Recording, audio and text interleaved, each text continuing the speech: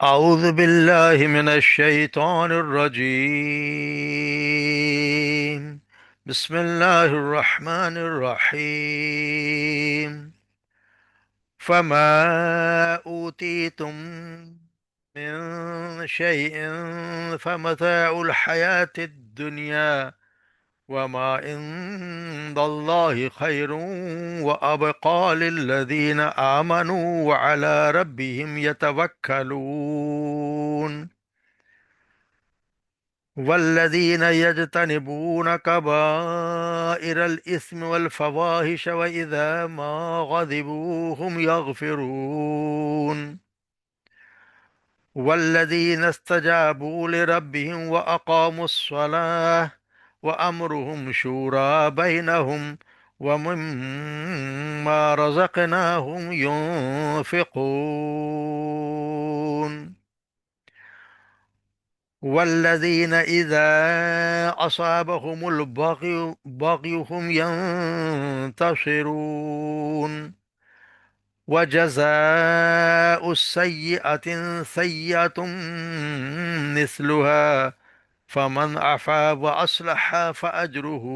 على الله إنه لا يحب الظالمين. ولمن انتصر بعد ظلمه فأولئك ما عليهم من سبيل إنما السبيل على الذين يظلمون الناس ويبغون في الأرض بغير الحق أولئك لهم عذاب أليم. ولمن صبر وغفر إن ذلك لمن عزم الأمور.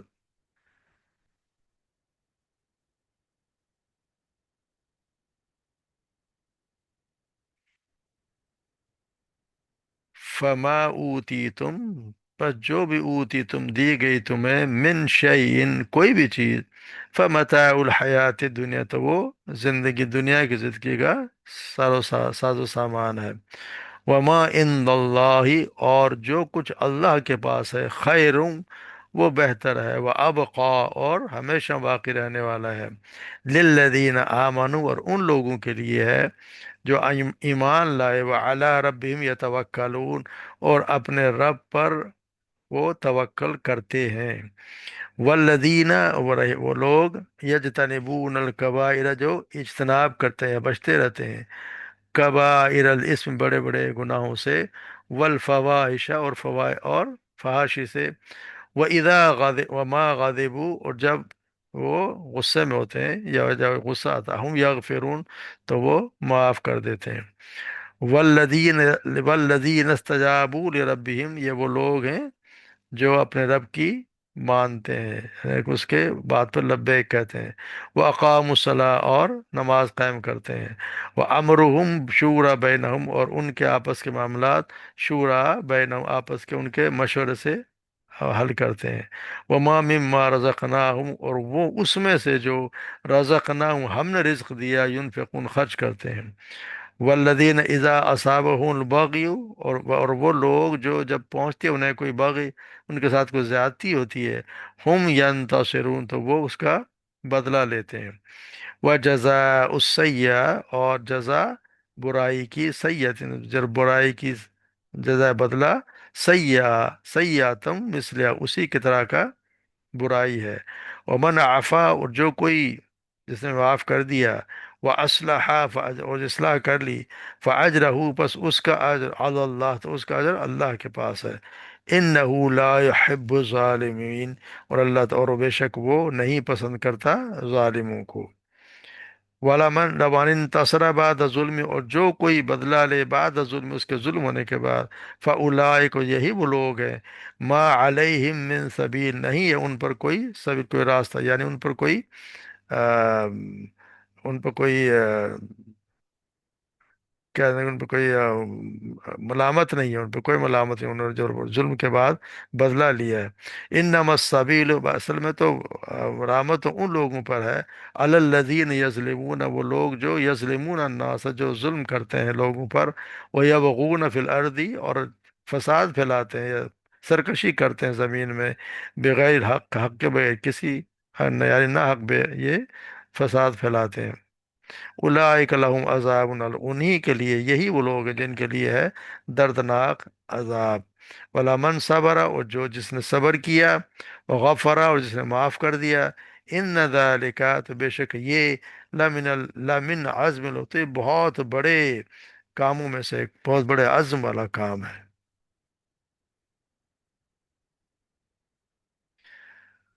تو یہاں جیسے ہم پچھلی آیات میں پڑھا ہے کہ اللہ تبارک و تعالی نے اپنی توحید کی اور اپنی قدرت کی بڑی نشانیاں پچھلی آیات میں دیں کہ اللہ تبارک و تعالی جس طرح بارشیں برساتے ہیں لوگوں کے، مطلب سمندروں میں پہاڑوں جیسے جہاز چلا دیے، اللہ تعالی رزق عطا فرماتے ہیں، زمین میں جاندار کتنے پھیلا دیے، اور یہ سارے، یہ اللہ تبارک و ان کے دینے کے بعد اللہ تعالی زندگی کا جو ساز و سامان ہے اس کی بے وقت اور عارضی ہونے کا ذکر فرمایا، کیونکہ دنیا کی وہ زیب و زینت ہی ہے جو انسان کو آخرت کے دلائل پر غور و فکر کرنے میں رکاوٹ بنتی ہے۔ جب اس کو حقیقت اس پہ واضح ہو جاتی ہے تو پھر اس کی نگاہ میں یہ دنیا کی ساری چیزیں حقیر ہو جاتی ہیں۔ اب دیکھیں تو یہاں متاع کا مطلب ہوتا ہے وہ چیز جس سے فائدہ اٹھایا جائے، یعنی برتنے کی چیز جو جلدی ختم ہو جائے، یعنی کہتے ہیں متاع اسی کو کہتے ہیں جو وہی دنیا کے ساز و سامان ہو، برت لے جائے اور جلدی ختم ہو جائے۔ تو اس سے اس کی مثال دی گئی کہ وہ یہ دنیا کے جو بھی چیز تمہیں دی گئی ہے دنیا میں، یہ دنیا کا ساز و سامان ہے جو برتنے کے لیے تھوڑی یعنی وقفے، تھوڑی سی چیز اور تھوڑے سے دنوں کے لیے، تو آپ خود ہی اندازہ لگا لیں کہ انسان کے پاس یہ کتنی تو زندگی ہے، اور اگر اس کے بعد بہت زیادہ ساز و سامان بھی ہوگا تو یہ ایک دن ختم ہو جانے والا ہے، وہ سب کچھ چھوڑ کے چلا جائے گا چاہے کتنی ہی دولت، اور اگر دولت بھی ویسے بھی ہو تو انسان کیا کرتا ہے؟ دولت وہ زیادہ خرچ تو نہیں کرتا، وہ تو بینک بیلنس پڑا ہوا اس کا، اور ہاں اس کو تسلی ہے کہ میرے پاس اتنی زمینیں اور اتنا بینک بیلنس ہے، تو اس کے لیے کام اس کو ہوگا وہی، اس کو کام تو وہی آئے گا جو اس نے جائے گا تو کچھ عرصے بعد تو ختم ہو ہی جانا ہے، جب آنکھ بند ہو جائے گی تو سب کچھ پیچھے رہ جائے گا اور باقی پیچھے والے استعمال کریں گے۔ اس کے لیے تو وہی ہے کہ جیسے آپ صلی اللہ علیہ وسلم فرمایا کہ تو اس کے تو آ، تیرے لیے تو کوئی اس میں تو ہے ہی وہ، اب اس کے تو وہ ہے جو اس نے کھا پی لیا اور فنا کر دیا، یا جو پہن لیا اور پرانا کر دیا، ایسی یہی ہے کہ جو کچھ اس نے کھا لیا تو وہ کھا لیا، وہ اس کو استعمال کر لیا، پہن لیا تو پرانے استعمال جو خود کر لیا وہی اس کا ہے، باقی تو کچھ بھی نہیں ہے، باقی سارا اس نے پیچھے چھوڑ دیا، تو اس کی مثال دی گئی کہ اس کی زندگی کی کوئی حیثیت نہیں ہے۔ ہاں اللہ کے پاس جو ما عند اللہ خیر و ابقا، اس کے پاس جو اس سے کہیں بہتر ہے، یقینی بات ہے کہ جو اللہ کے پاس چیز ہے اس سے بہت ہے، جنت ہے تو اس کی تو کتنی قیمتی، اور وہ کیا کچھ وہاں پہ نہیں ملے گا، ہم پڑھا ہے کہ جو کچھ دل چاہے گا، جو مانگو گے وہی ملے گا، اور جہاں چاہو گے رہو گے، وہ اب اور ہمیشہ میں، یہ زندگی تو کتنی بھی ہو، 100 سال ہو جائے گی تو کیا کرے گا؟ کچھ بھی نہیں، اور ویسے بھی جو بڑی عمر ہے تو ویسے اس کے ہر چیز سے دلچسپی ختم ہو جاتی ہے، مگر اللہ کی ہر چیز ابقا، ہر چیز ہمیشہ رہنے والی ہے، مگر وہ ہے کن لوگوں کے لیے؟ یہ آگے اللہ تبارک و تعالی صفات بیان کی ہیں، ان لوگوں کے لیے جن کے لیے یہ جو ہم پڑھ آئے ہیں کہ جنت کی زندگی ہوگی اس میں کیا کچھ ہوگا، یہ ان لوگوں کے لیے ہے، للذین آمنو، جو سب سے پہلے ایمان لے آئے، جو سب سے پہلے ایمان لانا ہر حال میں ضروری ہے، جو ایمان نہیں لائے گا اس کے سارے، اگر یہاں نیک اعمال کر بھی رہا ہے تو وہ یہیں پہ دنیا کی زندگی میں اس کو ٹھیک ہے شہرت مل جائے گی، اس یہیں پہ اس کا نام ہو جائے گا، آخرت میں اس کے لیے کچھ بھی نہیں ہے۔ وعلی رب بھی یتوکلون، اور اپنے رب پر اسے بھروسہ کرتا ہے۔ یہاں ہم دیکھیں آمنو وہ جو دیا گیا ہے ماضی کا صیغہ، یعنی کہ اس نے ایمان لے آئے، سب سے پہلے صرف بیان کر دی کہ ایمان لے آئے، اور آگے یہ توکلون یعنی کہ اس پہ بھروسہ کرنا، یعنی وہ ہمیشہ ہمیشہ کے لیے وہ ہمیشہ اپنے رب پہ بھروسہ کرتے ہیں، اس کی کتابوں پر، اس کے جو بھی ایمان ہم لے آئے اس کے بعد اس کے ہر حال میں ہمیشہ اسی اپنے رب پر بھروسہ کرتے ہیں، کسی اور سے نہ انہیں کوئی نفع کی امید ہوتی ہے نہ کسی نقصان کا کوئی خوف ہوتا ہے۔ توکل کا مطلب یہ ہے کہ توکل ایک تو ایمان لانے کا لازمی تقاضا یہ ہے کہ توکل انسان کرنا ہے، اور توکل کے معنی اصل میں یہ ہوتے ہیں کہ اول تو آدمی کو اللہ تبارک و تعالیٰ کی رہنمائی میں پورا یقین ہو اور اعتماد ہو، اور وہ یہ سمجھ لے، اور اس کو کہ وہ حقیقت کا علم جو کوئی بھی ہے، یا اللہ تبارک و تعالیٰ حلال اور حرام کے جو حدود مقرر کیے، یا دنیا میں زندگی بسر کرنے کے جو بھی طریقے اللہ نے بتایا، سب اللہ نے جو دیے ہیں وہی برحق ہے، انہیں پر اگر پیروی انسان کی خیر کو اس پیروی کرے گا تو انسان کی خیر ہے۔ دوسرا یہ کہ آدمی کا بھروسہ اپنی کوئی طاقت پر، کوئی قابلیت پر، اپنے کوئی ٹیکنالوجی پر، اس پہ بالکل نہیں ہونا چاہیے، اللہ کے سوا دوسرے کی امداد اور کسی کی مانت میں بھروسہ نہیں، اللہ ہمیشہ اس کے ذہن میں یہ بات ہونی چاہیے کہ کامیابی کا انحصار دنیا ہو چاہے آخرت ہو، ہر معاملے میں اللہ ہی کی توفیق و تائید پر ہے، اللہ چاہے گا اس کو دے گا تو ہوگا، اپنے تدبیر سے وہ کچھ بھی نہیں کر سکتا۔ تیسرا ہے کہ آدمی کو اللہ کے وعدوں پہ بھروسہ ہونا چاہیے۔ جو اللہ تبارک و تعالیٰ نے ایمان اور عمل صالح کا جو رویہ اختیار کرنے پہ جو وعدے کیے ہیں، وہ اس کو ہر حال میں ان پہ یقین ہونا چاہیے، کیونکہ انہیں اگر وعدوں پہ اعتماد ہوگا تو پھر وہ جو دوسری طرف دیکھتا ہے کہ اگر میں یہ نہ کروں مجھے اس کو بڑی انسینٹیو ہوتے ہیں کہ حرام حلال کھانے میں کوئی مسئلہ نہیں ہے، اس کو بہت سی چیزیں چھوڑنی پڑتی ہیں۔ تو اگر اللہ کے وعدوں پہ اعتبار ہوگا تو پھر بہت سی چیزیں ایسی چیزیں جو اس کو لالچ دیتی ہیں ان کے سب کو چھوڑ دے گا۔ تو یہ اللہ پر توکل کرنا ہے، تو یہ پہلی سب سے بڑی چیز ہے، ایمان لائے پھر اللہ پر توکل کرے، اور پھر یہ کہ والذین یجتنبون الکبائر الاسم، تو وہ پھر بڑے بڑے گناہوں کو گناہوں سے تو چھوٹے گناہوں سے بھی ہمیشہ تو بچنا ہی چاہیے، مگر یہاں کہتے ہیں چھوٹے گناہ تو اللہ تبارک ایک نماز سے دوسری نماز تک بھی معاف ہو جاتے ہیں، وضو کرنے سے معاف ہو جاتے ہیں، نیکی کے کام ہم کرتے ہیں اس سے معاف ہو جاتے ہیں، مگر بڑے بڑے گناہ جو ہوتے ہیں ان کو جیسے بڑے گناہ کبائر کہتے ہیں کس کو ہیں؟ وہ گناہ جن کے مطابق قرآن اور حدیث میں صاف طور پر جہنم کی وعید بھی آئی ہے اور اللہ کے غصے کا اظہار ہوتا ہے، اور شریعت میں ان پر حد بھی مقرر کی گئی ہے، یعنی ایسے گناہ جب حد مقرر کی گئی وہ کبائر گناہ ہے۔ سیئات جو ہوتی ہیں وہ ان سے مراد وہ صغیرہ گناہ ہے جن سے صرف منع کر دیا گیا، اور ان پر وعید ایسی بات نہیں ہے، تو وہ نیک کام کرنے سے اور کرنے سے معاف یہ معاف بھی ہو جاتے ہیں۔ تو یہاں یہ بتایا گیا ہے کہ اور پھر فحائش اور سے بچتے ہیں، ان سے بچتے ہیں، اور فواحش فواحش یعنی کہ فحاشی سے، یہ فاحشہ کی جمع ہے، یعنی کہ کوئی بھی قول و فعل جو قباحت کی حد سے بڑی ہوئی ہے، مثلا جو بھی کوئی ہمیں سب کو پتہ ہے جس میں ایسی چیز جس سے نفرت دلانے، خاص طور سے الگ سے بیان کا بیان فرما دیا گیا ہے، یعنی ایسے فواہش ایسے بڑے بڑے گناہوں کو کہتے ہیں جن کی رغبت انسانی طبیعت میں پائی جاتی ہے، انسان کی خواہش ہوتی ہے کہ ان کو کرے، مگر اللہ تبارک و تعالیٰ اس بچا کرے تو ان سے بھی بچتا ہے انسان۔ وَإِذَا مَا غَضِبُوا يَغْفِرُونَ، اور جب وہ غصے کی حالت میں تو پھر معاف کر دیتے ہیں، یہاں پہ غصے کی حالت میں معاف کرنے کا ذکر خاص فرمایا کہ کیونکہ یہ کام آگے بتائیں وہی لوگ کرتے ہیں جو نہایت مضبوط ارادے کے مالک ہوتے ہیں، کیونکہ انسان جب غصے میں اس کی عقل کام نہیں کرتی اور وہ ہوش و وس کھو بیٹھتا ہے، تو اس حالت میں اپنے آپ پر قابو رکھنا آدمی کے پھر پتہ چلتا ہے کہ کتنا اس میں کمال ہے اور ضبط کتنا ہے نفس کے، کتنا اس پر کنٹرول ہے، کیونکہ سیدنا ابو ہریرہ جس طرح بیان فرماتے ہیں کہ آپ صلی اللہ علیہ وسلم نے فرمایا کہ پہلوان وہ نہیں جو دوسروں کو پچھاڑ دے، پہلوان صرف وہ ہے جو غصے کے وقت اپنے آپ پر قابو رکھے۔ تو آپ صلی اللہ علیہ وسلم نے بھی آپ دیکھیں ان میں تو خیر دف و درگزر کی خوبی ہے، وہ تو ہر حال میں اونچے درجے کی پائے، جیسے عائشہ صدیقہ فرماتی ہیں کہ آپ صلی اللہ علیہ وسلم نے اپنے ذات کے لیے کسی معاملے کا انتقام نہیں لیا جو آپ سے کیا گیا، ہاں اللہ تعالیٰ کی حرمتوں میں سے کسی کو توڑا جاتا تو آپ اللہ کی خاطر انتقام لیتے۔ ہم خود ہی دیکھ لیں کہ جیسے ہم دیکھتے ہیں کہ کیا کچھ ان کی زیادتیاں ان پہ نہیں ہوئی، سب کچھ ہوا مگر ہمیشہ انہوں نے سب کو معاف کر دیا، اور اس سے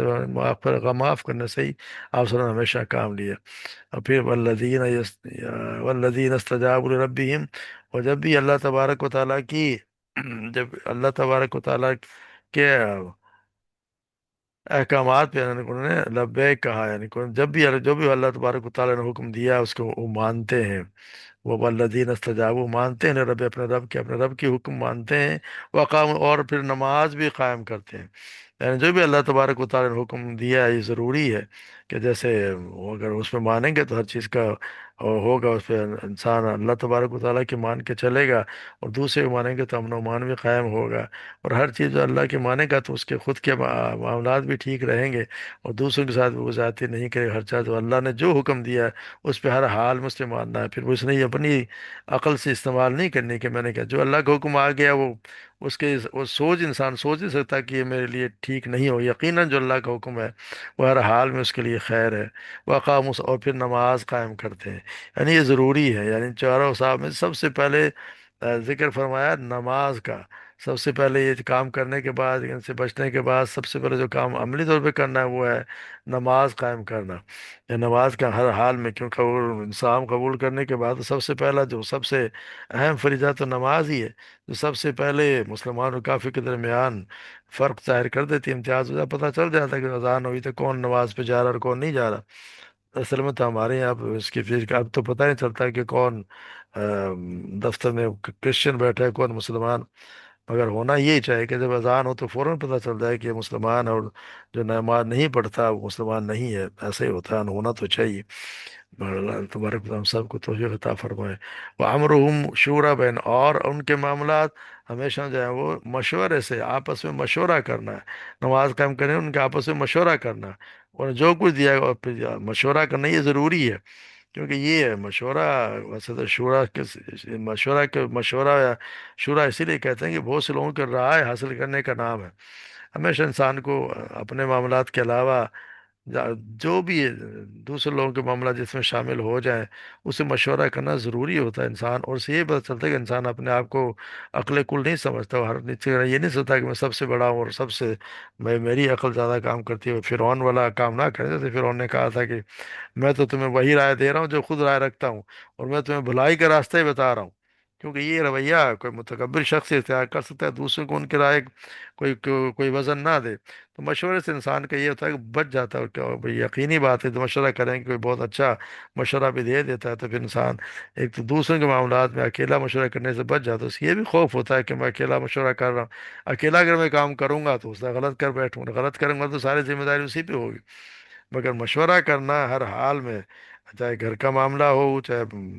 آپس میں کوئی اور ہے، تو آپس میں مشورہ کرنا چاہیے، اپنی اولاد سے مشورہ کرنا چاہیے، یا اور کوئی ویسے اور لوگوں کے زیادہ معاملات ہوں تو پھر جیسے ملک کے معاملات میں مشورہ کرنا چاہیے۔ مگر ہمارے یہاں جس طرح نہیں کہ جیسے ہمارے ایک فیصلے تو ایک آدمی کرتا ہے، اور بس لوگوں سے ہاں ہو ہاں کہلوا لے، ہاتھ اٹھوا لے جاتے ہیں۔ اصل یہ کوئی مشورہ نہیں ہے، مشورہ یہ ہوتا ہے کہ ہر آدمی اپنی مرضی سے، اپنے سمجھ سے رائے دے، اور پھر اس کے مطابق فیصلہ کیا جائے۔ مگر یہاں اپنے یہاں جو پارلیمنٹ وغیرہ جو مشورے کراتے ہیں، وہ تو جو بھی ان کا پارلیمانی لیڈر ہوتا ہے جو کہتا ہے ویسا ہی ان کو کرنا پڑتا ہے۔ تو اللہ تبارک و تعالیٰ، آپ صلی اللہ علیہ وسلم بھی مشورہ کیا کرتے، اپنے صحابہ کرام سے مشورہ کرتے تھے، اور ہم جانتے ہیں کہ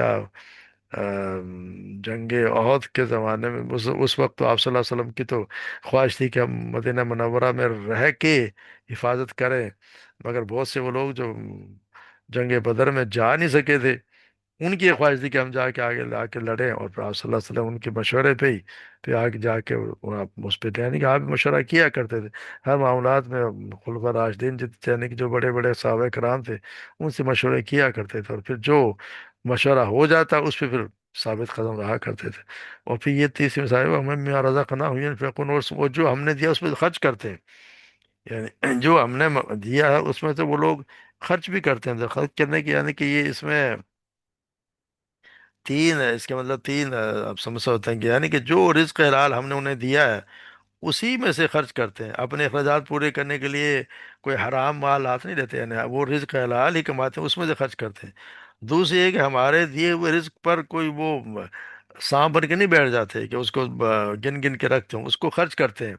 تیسرا یہ کہ جو رزق انہیں دیا گیا اس کو اللہ کی راہ میں بھی خرچ کرتے ہیں، سب کچھ اپنی ذات کے لیے وہ وقف نہیں کر دیتے، یعنی کہ یہ اللہ تبارک و تعالیٰ، کیونکہ اللہ تبارک و تعالیٰ صرف رزق حلال طیب کو ہی اپنا رزق کہتا ہے۔ اللہ تبارک و تعالیٰ جو رزق دیتا ہے اس کو اسی کو رزق کہتا ہے جو حلال رزق ہے، حرام کو تو اللہ تعالیٰ رزق ہے ہی نہیں، ناپاک رام طریقوں سے کمائے رزق کو تو اللہ تبارک و تعالیٰ اپنا رزق کہتا ہی نہیں ہے۔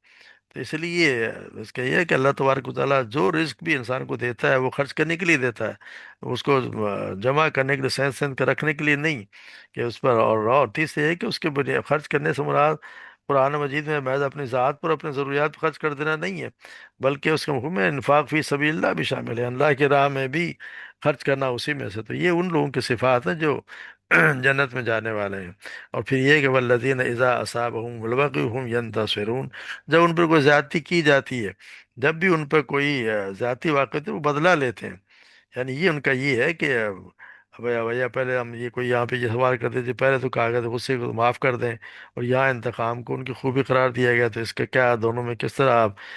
تطبیق کریں گے؟ تو اس کا مطلب یہ کہ کسی نے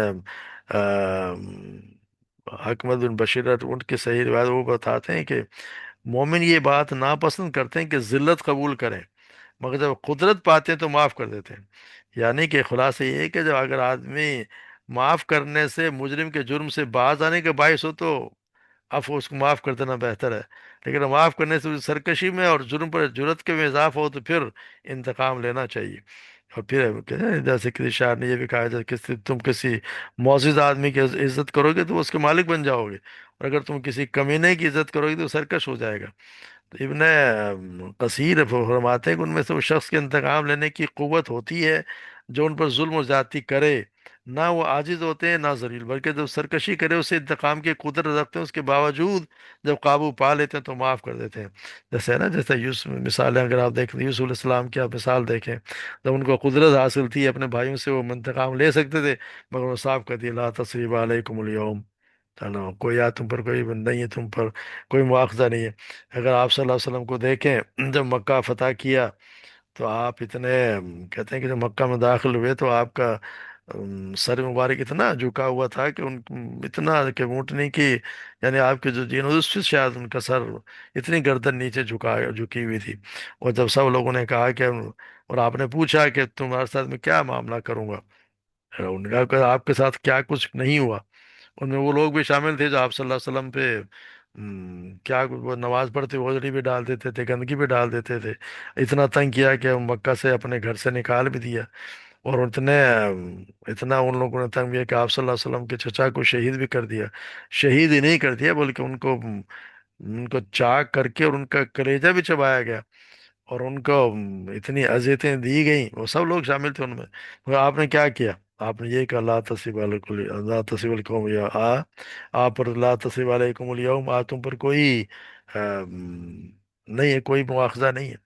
تو یہ وہ ہے، یعنی کہ جب قابو پا لیتے ہیں پھر اس کو ان کو معاف کرتا ہے، وہ چاہے تو وہ لے سکتے ہیں۔ مگر ہاں کچھ لوگ جو بہت ہی زیادہ، جنہوں نے بہت زیادہ اللہ کی اللہ میں کی، یا آپ صلی اللہ علیہ وسلم کی توہین کی تھی اور شان میں بہت زیادہ گستاخیاں کی تھی، ان کو آپ نے قتل بھی کروایا۔ تو یہ ان لوگوں کے لیے ہے جو بالکل ماننے کو تیار نہیں ہوتے۔ مگر یہ کہ ہے یہ بڑی بات، کیونکہ آگے تین چیزیں بتائی گئی ہیں، اور جزا سیئات سیئات مثلها، کوئی جزا یعنی برائی کا بدلہ برائی ہے، یعنی کہ یہاں پہ،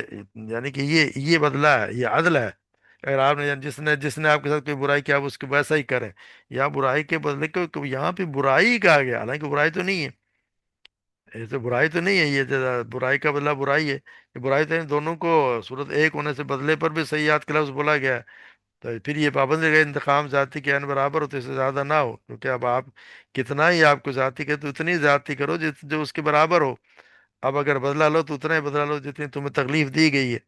اس کا مطلب یہ ہے کہ آپ اسی طرح کریں، جیسے اگر کسی نے آپ کو ایک تھپڑ مارا تو آپ اس کو ایک ہی تھپڑ ماریں گے، یا آپ بدلے کا بدلہ بدلے۔ کسی نے اگر، مگر یہ نہیں کہ یہ ذاتی نہ کرے کہ کسی نے کسی کے بیٹے کو قتل کیا تو جا کے اس کے بیٹے کو قتل کر دی،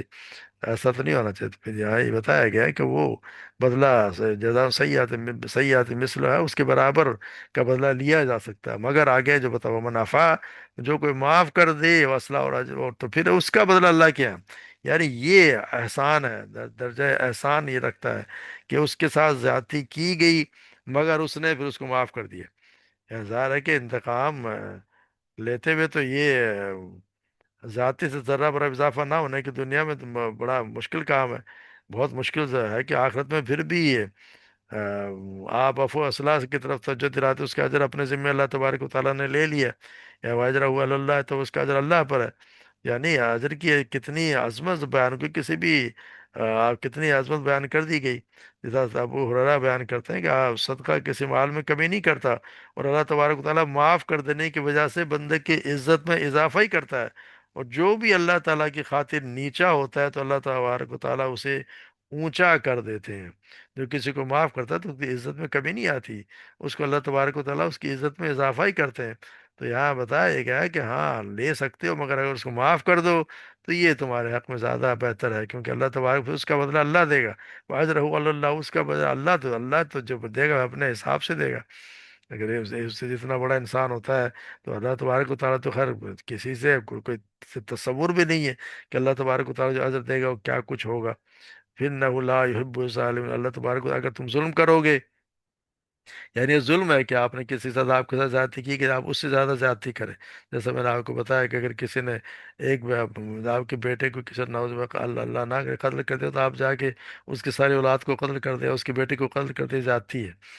تو یہ یعنی اس کو قتل کر دیں، بیٹے کو تو خیر ہر قصاص میں تو ہوگا ہی ہوگا، مگر یہ نہیں کہ اگر ایک آپ نے گھر میں آگ کسی کو مارا تو آپ جائے اس کے آ کے گھر جلا دیں، یہ زیادتی ہوگی۔ تو اللہ تبارک و تعالیٰ ظلم کرنے والوں کو اللہ تبارک و تعالیٰ کسی حال میں پسند نہیں کرتے۔